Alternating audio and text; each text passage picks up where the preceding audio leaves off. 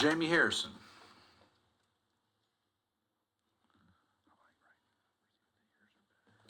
Good morning, Mr. Chairman, members of the subcommittee. Thank you for the opportunity to testify today. You know, for many South Carolinians, particularly Black South Carolinians, conversations about voting rights and representation aren't just abstract political debates. They're deeply personal. I testify here today not as the former chairman of the Democratic National Committee or the former chair of the South Carolina Democratic Party, but as an American, Black American in South Carolina. You know, I grew up in Orangeburg, South Carolina, and I was raised by my grandparents. My grandfather paved roads, my grandma picked cotton. My grandfather lived much of his early life unable to vote because of Jim Crow.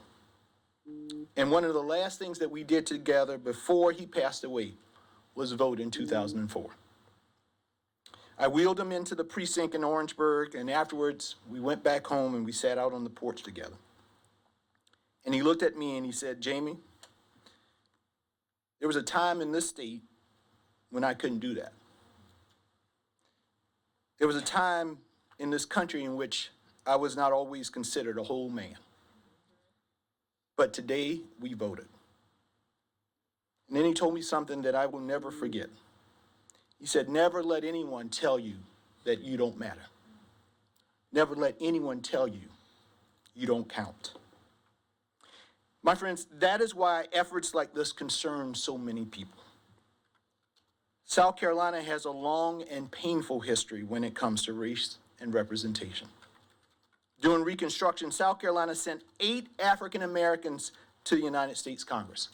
This legislature at one time was majority African American. We had an African American Speaker of the House. We had an African American Attorney General. We had an African American Lieutenant Governor. But after Reconstruction ended and Jim Crow took hold across the South, it took nearly 100 years for South Carolina to send the 9th African American to Congress, and that was Jim Clyburn. 100 years. But for the Voting Rights Act, Jim Crow could possibly still be the law of the land here in South Carolina and across the South. It was the Voting Rights Act that was the medicine that helped cure the cancer of Jim Crow and finally gave communities that had long been silenced a voice in our democracy. And now, after military ballots have already gone out, we are considering an unprecedented mid-cycle redistricting effort that appears designed to weaken Black voting strength, to divide communities of interest, and to create chaos in the middle of an election cycle. Richland County now looks like a political jigsaw puzzle, split into 3 distinct districts. Communities that share common schools, economies, transportation systems, churches, and histories are being carved apart, all for political purposes. Are we proud of that? And honestly, I know that this monstrosity of a map had to be cooked up by some brainiacs, maybe Stephen Miller in Washington, D.C., because what God-fearing South Carolina would put Clemson and the University of South Carolina in the same district? So you know this isn't a South Carolina district. And I would note this as well. I know the Republicans have a redistricting expert here, John Morgan. And John, this is not to disparage you, but courts have found in multiple cases in which you have been a part of that you lack credibility regarding supposedly race-blind maps. And in one case, a court flatly stated that the explanations were simply not credible. And that should concern every member of the subcommittee. We're talking about potentially reopening filing, confusing voters, and forcing taxpayers to pay for a second primary election solely for congressional races. And for what? At a time when South Carolinians are struggling with rising gas prices. And let us not ignore the broader implications here, and I know I'll wrap up here. South Carolina has benefited from bipartisan representation in Washington, D.C.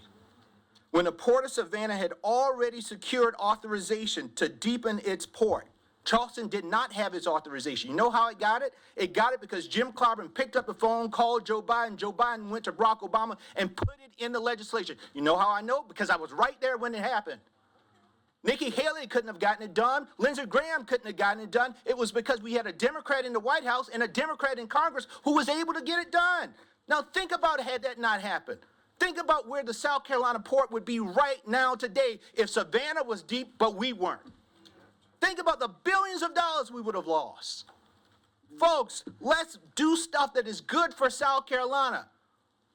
In 2 years, Donald Trump's going to be taking a cocktail down in Mar-a-Lago. We're going to still be right here. What are we doing for our families? What are we doing for our communities? This is not about Democrats versus Republicans.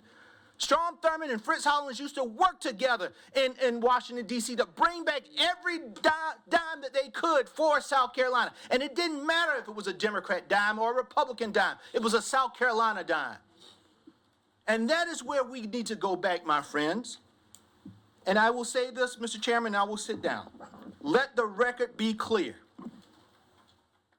that Donald Trump, this right-wing Supreme Court, and this legislature can try whatever tricks and tools they want to minimize black voters and weaken black political power. But understand this, we will not go back. And I would simply say this to the members of the committee, deep down, you know in your hearts this is not right. And at some point, each of us has to decide what we stand for. Power is temporary. Politics is temporary. But your name, your legacy, and your choices will live on after all of us are gone. With every breath in my body, I will make sure that my sons will not live in a world like my grandparents.